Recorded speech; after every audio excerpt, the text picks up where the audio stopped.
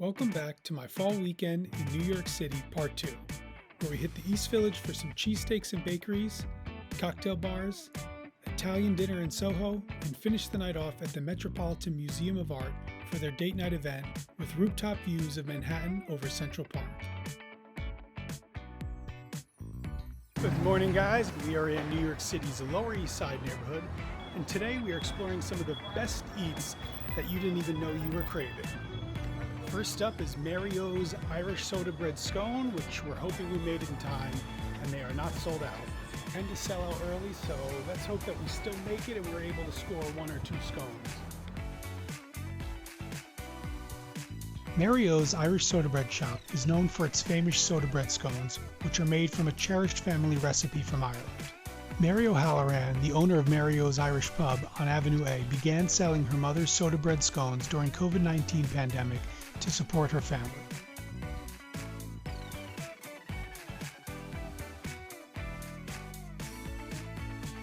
That was Mary back there mixing the dough and putting and taking the scones out of the oven. Taking about a little more over 10 minutes because they're busy, but they're being baked fresh to order. The scones were just as described, crispy and buttery on the outside, fluffy and moist, tender on the inside, and served with Kerrygold Irish butter and homemade blackberry jam. Mario's is open Thursday to Sunday, 7 a.m. to noon. Petit Chou is a French-inspired bakery with a special focus on choux pastry. Choux pastry is a base dough for all eclairs, cream puffs, and profiteroles. And when prepared properly, it's light, crispy, and tender interior and perfectly hollow on the center.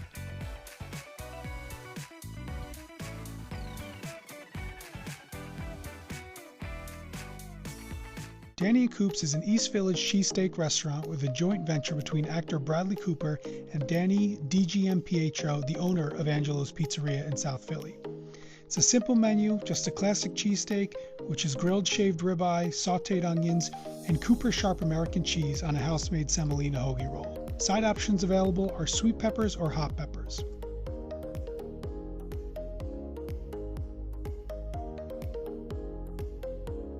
The roll was baked fresh, crispy on the outside, soft on the inside, cheesy, tender meat.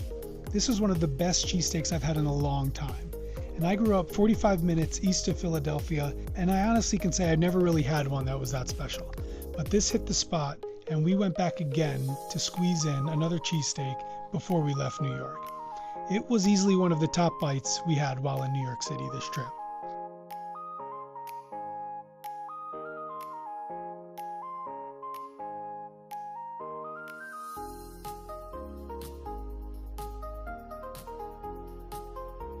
Sunday morning's a popular cinnamon roll bakery located in the East Village on 29 Avenue B. It's known for its light, yeasty cinnamon rolls that are made from scratch with included toppings. They're soft, pillowy texture, and a perfectly yeasty flavor. The bakery offers a rotating menu of 10 unique flavors daily, which often sell out by the afternoon. We got the classic cream cheese and blueberry lemon curd.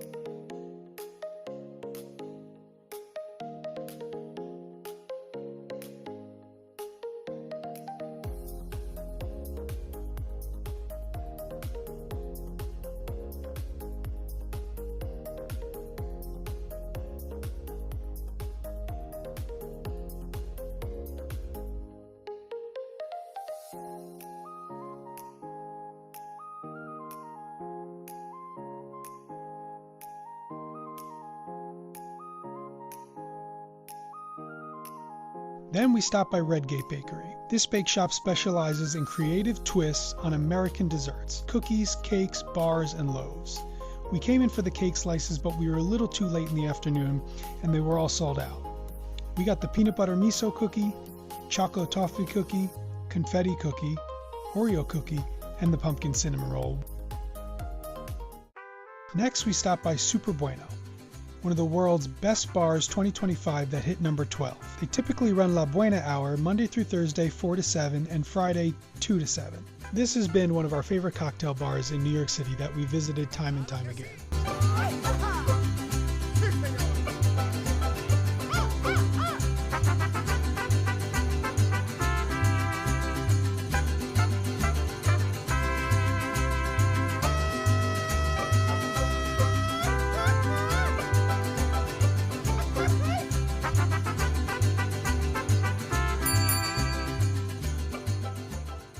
While down in the East Village, we couldn't miss Supermoon Bakery.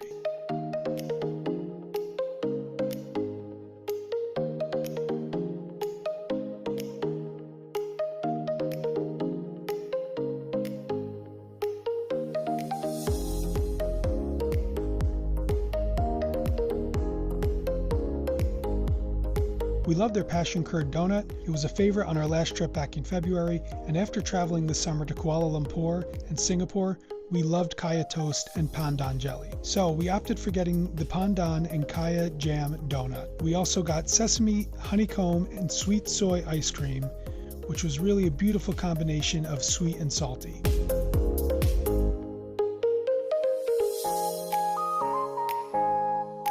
In the end, we still love the passionfruit donut, but we absolutely loved the ube and pandan ice cream sandwich. This cookie was nice and chewy, the flavors of the ice creams were perfect. We wanted to get another one to go, but we knew it wouldn't make it. But I would highly recommend the ice cream sandwich, as well as any of the other pastries and desserts that they sell here.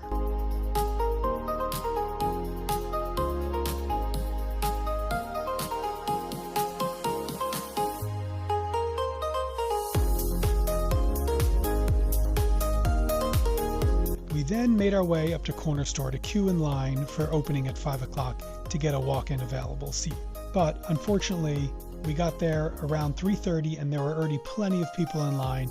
We didn't think that waiting was going to be worth it and that we were going to get the availability we were hoping for. So we headed down for another cocktail. Milady's is a revitalized cocktail bar. It was once a classic neighborhood dive bar that operated for decades before closing in 2014. But in 2022, it was reopened as an elevated cocktail destination while retaining its original convivial neighborhood feel. Here they also have a happy hour that runs from 4 to 6 Monday through Thursday. Since Corner Store didn't work out, while at Milady's, we scored an early reservation at Rubirosa. So we headed our way down to SoHo to go to one of our favorites, saddle up at the bar, and enjoyed a beautiful little Italian dinner.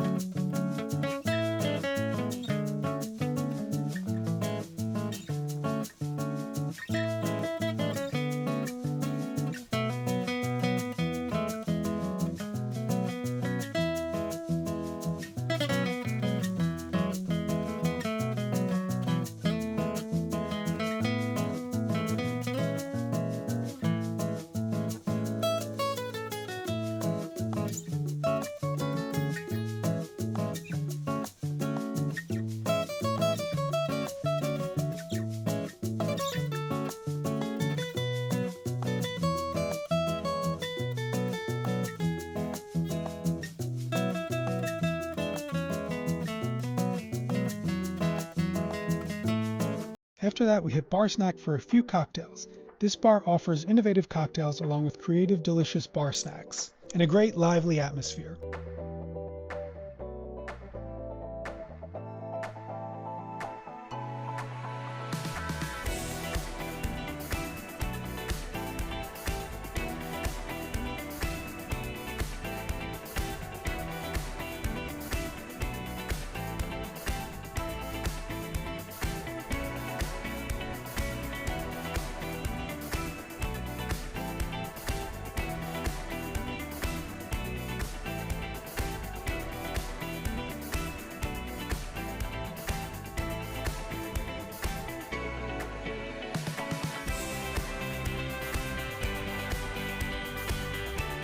The Metropolitan Museum of Art is an iconic art museum in New York City and hosts date night every Friday and Saturday evening from 5 to 9 p.m. The Met is located at 1000 Fifth Avenue along the eastern edge of Central Park. This is the museum's main building. The vast Beaux Arts facade leads into a building that has expanded over decades to house a collection of more than 1.5 million objects. Date night at the Met, you can enjoy live music, drink specials, and unique programming throughout the museum. The live music is curated by Met Live Arts and features different musicians from New York City. Date night did have a nice crowd. To get up to the rooftop for the view of the skyline over Central Park, it was about a half-hour wait, which is nice that they give you a quoted time, but I would say it moved pretty fast and it was well worth it to get that beautiful view, and we made it just in time before the sun went down.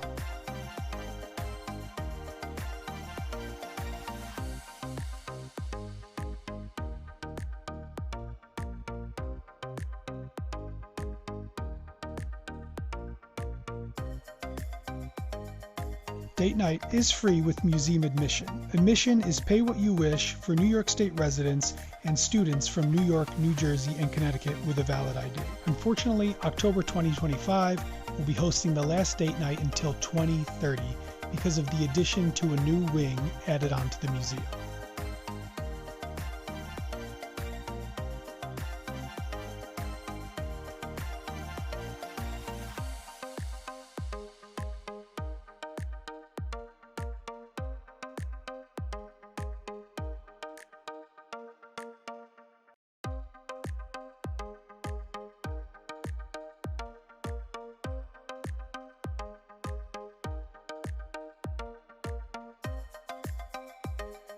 What I really enjoyed about date night was exploring the museum later in the evening. I've only been during the day when you have large crowds of tourists going around, but this was nice and fairly empty. It was really nice to walk around without huge crowds of people and really enjoy the museum in a more peaceful aspect.